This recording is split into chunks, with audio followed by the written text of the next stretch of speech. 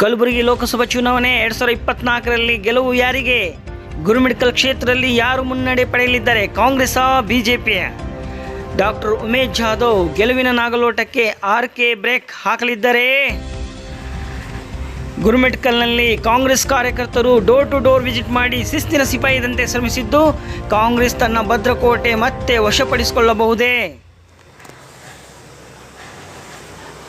ಕಾಂಗ್ರೆಸ್ ಗ್ಯಾರಂಟಿಗಳಿಗೆ ಮಹಿಳಾ ಮತದಾರರು ಫಿದಾ ಆಗಿದ್ದಾರೆ. ಕಾಂಗ್ರೆಸ್ ಗ್ಯಾರಂಟಿಗಳಿಗೆ ಮಹಿಳಾ ಮತದಾರರು ಫಿದಾ ಆಗಿದ್ದಾರೆ. ಎಐಸಿಸಿ ಅಧ್ಯಕ್ಷ ಡಾಕ್ಟರ್ ಮಲ್ಲಿಕಾರ್ಜುನ್ ಖರ್ಗೆ ವರ್ಚಸ್ಸು, ಮೋದಿ ವರ್ಚಸ್ಸು, ಜೈ ಶ್ರೀರಾಮ್ ಘೋಷಣೆ, ಹಿಂದುತ್ವವಾದಿ ಯಾವುದು ವರ್ಕೌಟ್ ಆಗಿದೆ? ಗುರುಮಿಠಕಲ್ ಮತಕ್ಷೇತ್ರದಲ್ಲಿ ಹಿಂದುತ್ವವಾದಿಯ ಖರ್ಗೆ ವರ್ಚಸ್ಸ? ಬಿಜೆಪಿಗೆ ಶಾಸಕ ಶರಣುಗೌಡ ಕಂದಕೂರ್ ಬೆಂಬಲ ಬೂಸ್ಟರ್ ಡೋಸ್ ಆಗಲಿದೆಯೇ?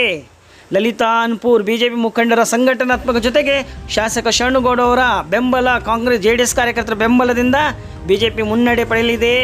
ನಮ್ಮ ನ್ಯೂಸ್ ಚಾನಲ್ ತೋರಿಸ್ತಾ ಇದ್ದೀವಿ. ಗುರುಮಿಠಕಲ್ ಕ್ಷೇತ್ರದಲ್ಲಿ ಒಟ್ಟು 284 ಮತಗಟ್ಟೆಗಳಿವೆ.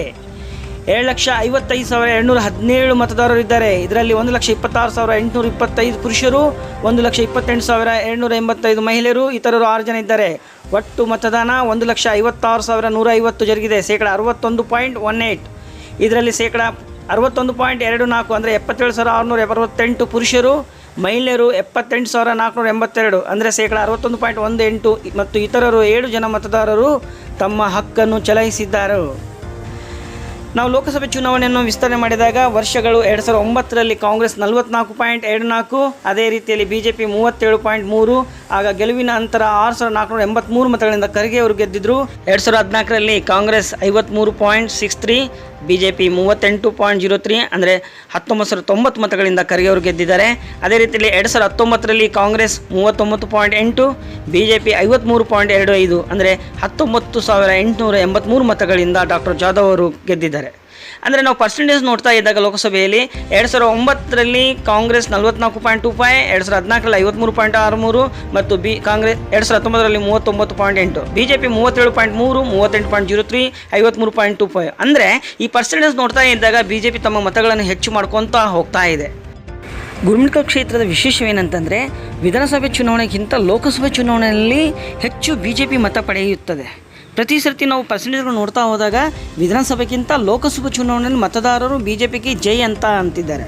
ಆದರೆ ನೀವೇ ನೋಡಿ, 2008ರ ಅಸ್ಸಾಂನಲ್ಲಿ ಬಿಜೆಪಿ 9.36 ಪಡೆದರೆ ಅದೇ ಲೋಕಸಭೆಯಲ್ಲಿ 37.31% ಬಂದಿದೆ. ಗ್ರಾಸ್ ಮಾಪ್ ನೋಡಿ ಎಷ್ಟು ಅಂತರವಾಗಿದೆ. 9.36 ವಿಧಾನಸಭೆ ಚುನಾವಣೆದು ಮತದಾನ ಎಷ್ಟು?